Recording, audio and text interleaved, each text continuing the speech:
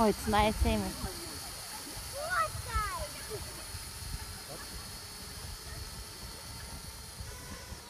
Come back to me. Spin the stick around.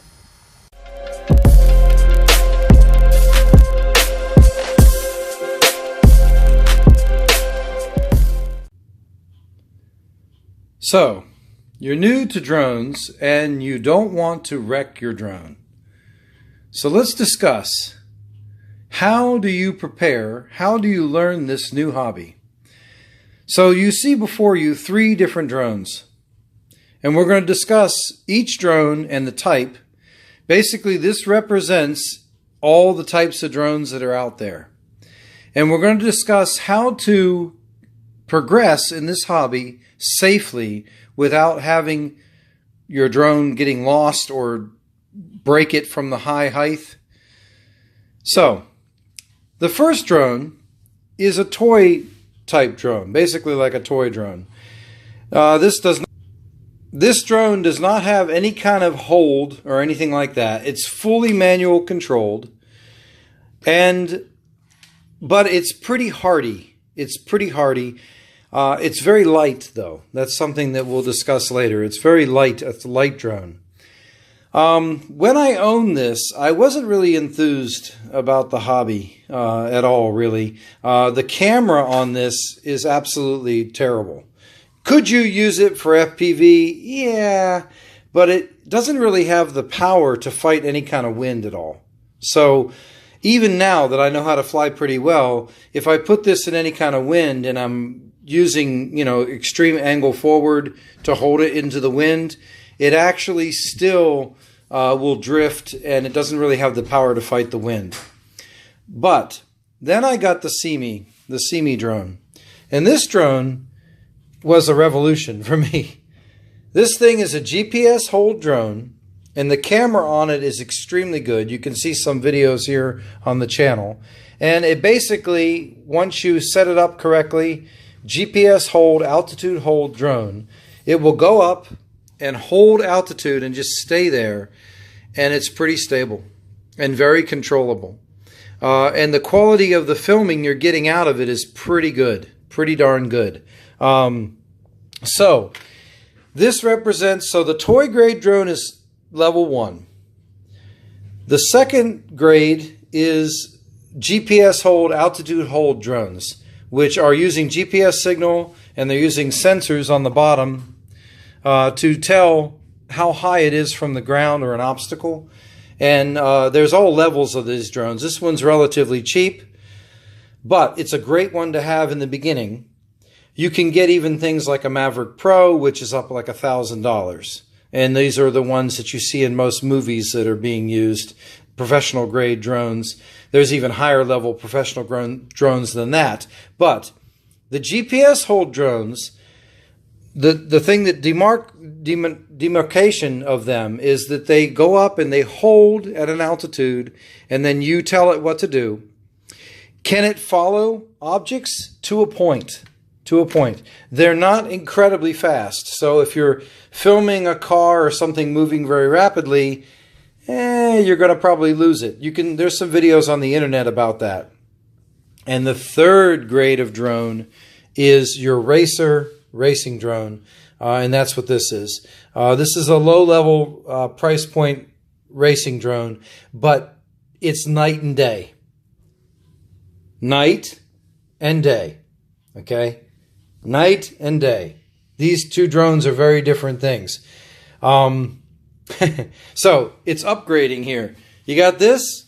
Wasn't very happy with the hobby. It was kind of like, whatever, interesting, but, This, very excited. Still love it. Awesome.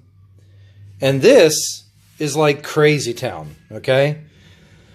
But if you do some of the things I'm going to tell you in this video, you can fly these drones safely, and you can not lose them.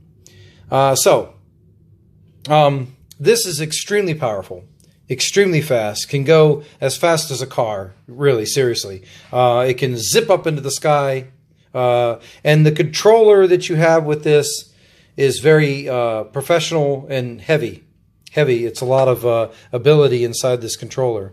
So, difference between buying a drone with a dedicated controller or controlling it on your phone is latency. So, you're going to get a little bit slower reaction when you're controlling it on your phone. But it's not bad. For one of these type of drones where you're mostly doing photography, it's not a problem. That's why when you buy one of these, you definitely should buy one that has a dedicated controller, because it's a racing drone and you need that quick reaction. They're very different animals. Now, let's talk about what you should do when you start out. If you went out and bought this, okay, I'll help you with that. But I would suggest to buy this. And it's very cheap, 50 bucks. Why? In your house, you do low altitude hovers. And you learn these controls. And this control, remember, I want you to get one that has a left throttle. Most drones are left throttle. And if you always get the same, you're not going to mess anything up. So left throttle, okay?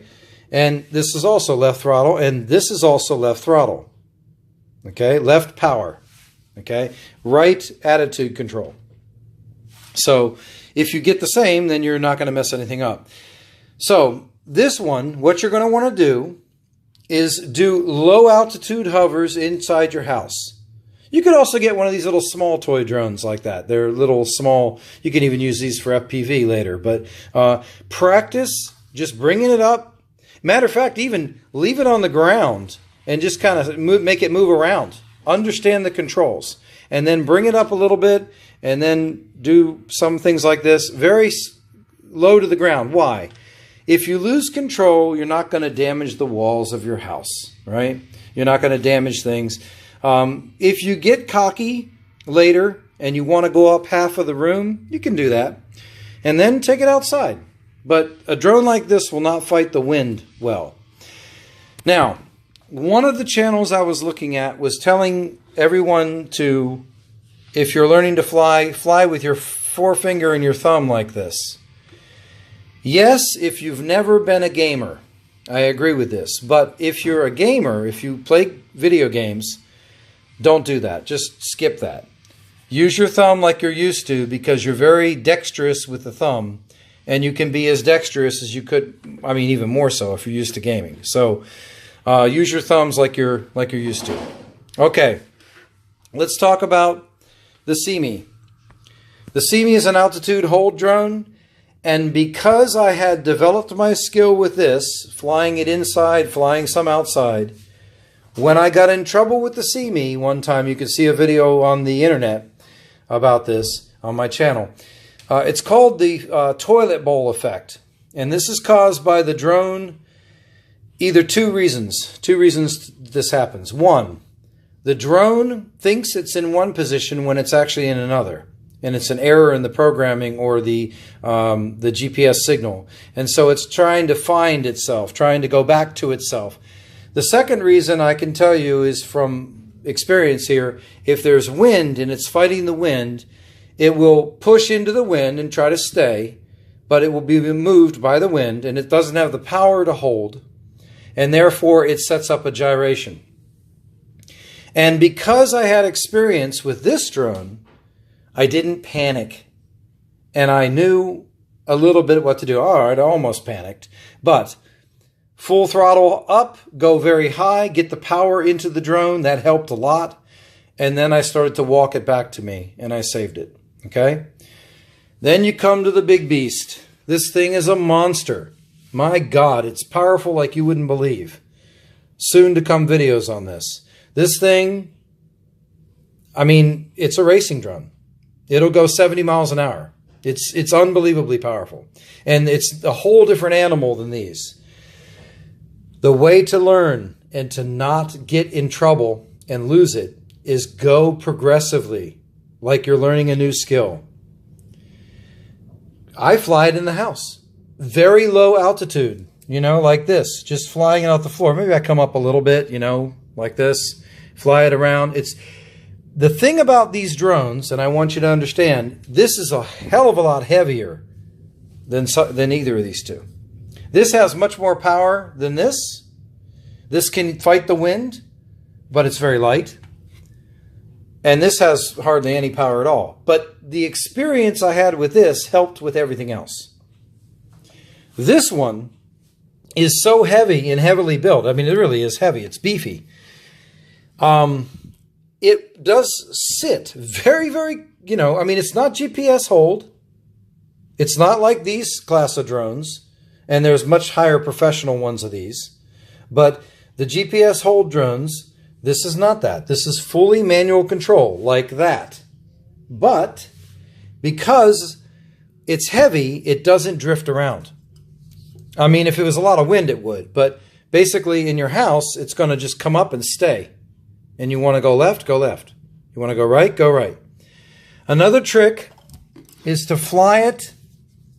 When you're doing a manual control drone, fly it facing away from you like this. If you're doing first-person view, that's the way you're going to see it. And if you're doing line of sight flight, which is what everybody suggested that you do, which is what I do now, fly it so you can see these LEDs on the back, and that shows you the control input that you're putting in. They're red when the engines are off, blue when it's ready for throttle, white when it's throttling, and then it's going to turn red when you give an input, like red on the top of the LEDs or the bottom or whatever input you're putting it. Take your time, fly with this setup just off the ground in your house, okay? Carefully. Maybe even move it across the ground. You can learn to do that, where you can study the controls and really get used to it. If you're a gamer, you should be okay. Then take it out in the field and start doing your flights. Okay? This is how you keep from having your drone fly away, It's how you learn, because when the emergency happens, you need to have the skills already. You don't need to be confused about what you're doing, like which hand does what or these kind of things. This has to become second nature. So that's my advice. That's how you learn to fly. I hope this helped. Have a good day, guys.